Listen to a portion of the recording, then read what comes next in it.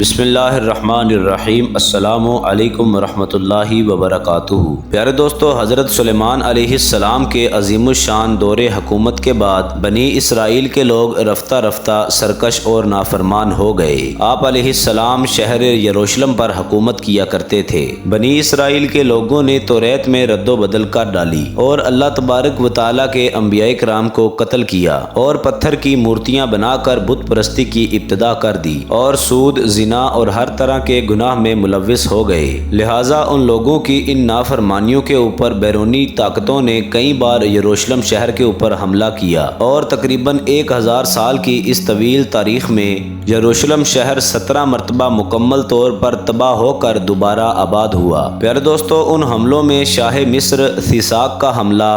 اشوری بادشاہ سیخرب کا حملہ، 500 قبل مسیح میں بابل کے بادشاہ بخت نصر کا حملہ، 300 قبل مسیح میں سکندر اعظم کا جنرل سکوپس کا حملہ اور سن 70 میں رومی جنرل ٹائٹس کا حملہ تباہ کن حملے تھے۔ پیارے دوستو، ان سب حملوں میں بابل کے بادشاہ بخت نصر اور روم کے جنرل ٹائٹس کے حملے سے اس جگہ کو اور اس جگہ کے تمام لوگوں کو سب سے زیادہ نقصان پہنچا۔ ان حملوں میں ہیکل سلیمانی مکمل طور پر تباہ ہو گیا، توریت کے نسخے جلا دیے گئے، اسرائیلی عورتوں کو قیدی بنا لیا گیا، شہر میں قتل عام ہوا، یہودیوں کے تمام مال و اسباب لوٹ لیے گئے اور یروشلم کے تمام عظیم محلات اور تعمیرات پتھر کے ڈھیر میں تبدیل ہو گئے۔ پیارے دوستو، بادشاہ ٹائٹس کے حملے کے بعد شہر یروشلم تقریباً 5 صدیوں تک بازنطینی سلطنت یعنی عیسائی حکومت کا حصہ رہا اور پھر 5ویں صدی عیسوی میں اسلام کی آمد کے ساتھ یروشلم کی تاریخ میں ایک نئے باب کا آغاز ہوتا ہے۔ پیارے دوستو، ہمارے پیارے نبی حضرت محمد صلی اللہ علیہ وسلم نبوت کے 7ویں سال سفر معراج و اسرا پر تشریف لے گئے۔ اس دوران آپ صلی اللہ علیہ وسلم مسجد حرام سے بیت المقدس پہنچے اور وہاں پر تمام انبیاء کرام علیہم السلام کی نماز کی امامت کروائی اور پھر حضور صلی اللہ علیہ وسلم اسی مقام سے براق پر سوار ہو کر 7 آسمانوں کے سفر پر روانہ ہو گئے۔ پیارے دوستو، اس طرح کعبہ شریف اور مسجد نبوی کے ساتھ ساتھ بیت المقدس کو اسلام میں ایک اہم ترین جگہ کا مقام حاصل ہوا۔ پیارے دوستو، 16 ہجری یعنی 236 عیسوی میں حضرت عمر بن خطاب رضی اللہ تعالی عنہ کی خلافت میں بیت المقدس کو یہود و نصارہ کے ہاتھوں سے آزاد کروا لیا گیا اور اس طرح یروشلم اسلامی سلطنت کا حصہ بن گیا۔ پیارے دوستو، 86 ہجری میں اموی خلیفہ عبد الملک بن مروان نے مسجد اقصی کی تعمیر کروائی اور خلیفہ عباس منصور نے مسجد کی مرمت کروائی۔ پیارے دوستو، مسلمانوں کے یروشلم شہر کو فتح کرنے کے بعد کئی عرب قبائل وہاں پر آ کر سکونت پذیر ہو گئے اور کچھ عرصے میں ہی یروشلم شہر ایک خالص عرب علاقے میں تبدیل ہو گیا۔ بنو عباس کی خلافت تک یروشلم شہر اسلامی ریاست کا حصہ رہا، لیکن جیسے ہی خلافت کمزور پڑنے لگی تو 1099 عیسوی میں صلیبیوں نے حملہ کر کے بیت المقدس کو مسلمانوں سے چھین لیا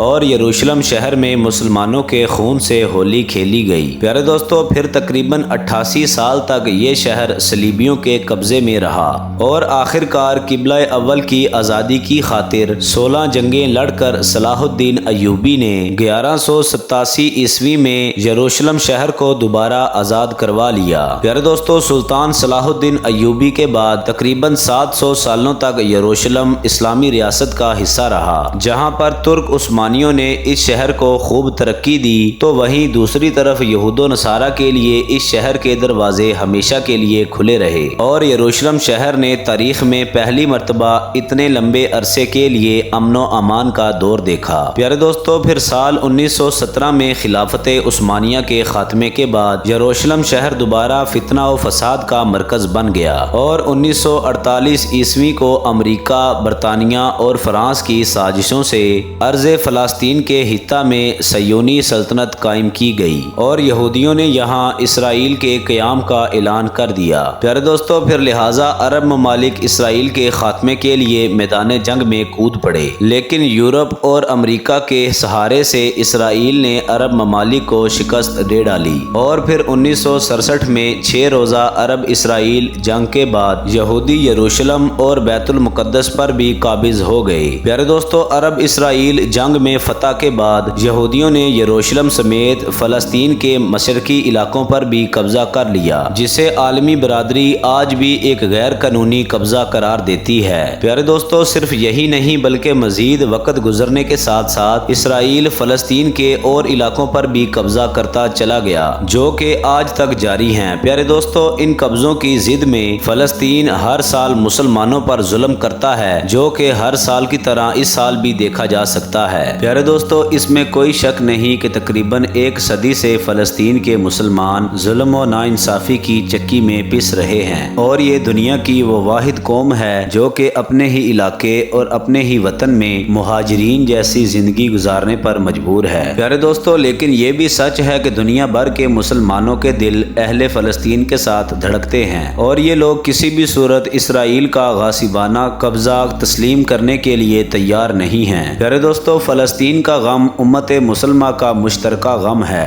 اور یہ بات بھی بالکل صاف اور عیاں ہے کہ بیت المقدس کا مسئلہ صرف اہل فلسطین کا مسئلہ نہیں بلکہ پوری امت مسلمہ کا مسئلہ ہے۔ پیارے دوستو، حضور علیہ السلام کی احادیث کے مطابق قرب قیامت میں یروشلم شہر جنگوں کا مرکز ہوگا، اور اس علاقے میں اسلام غالب آئے گا، اور حضرت عیسیٰ علیہ السلام کا نزول بھی اسی علاقے میں دمشق کے مشرق میں ایک سفید مینار پر ہوگا، اور حضرت عیسیٰ علیہ السلام دجال کو باب لد کے پاس قتل کریں گے۔ پیارے دوستو، باب لد فلسطین کے علاقے میں بیت المقدس کے قریب ہے، اور اسی طرح فتنہ یاجوج ماجوج کی ہلاکت اور انتہا بھی بیت المقدس کے قریب جبل الخمر کے پاس ہوگی، اور قیامت کے قریب وہ وقت بھی آئے گا جب ایک مسلم جماعت کے ہاتھوں مسلمان ایلیا یعنی بیت المقدس میں اسلام کا جھنڈا نصب کریں گے۔ پیارے دوستو، اللہ تبارک و تعالیٰ سے دعا ہے کہ اللہ تبارک و تعالیٰ فلسطین کے مسلمانوں کو آزادی نصیب فرمائے، آمین۔ اور اگر آپ کو ویڈیو پسند آئی ہو، ویڈیو کو لائک کر دیں، چینل کو سبسکرائب کر دیں، بیل آئیکن کو کلک کر دیں تاکہ ہماری نئی آنے والی مزید اچھی ویڈیوز باقاعدگی کے ساتھ آپ تک پہنچ سکیں۔ اپنا خیال رکھیے گا، اللہ حافظ۔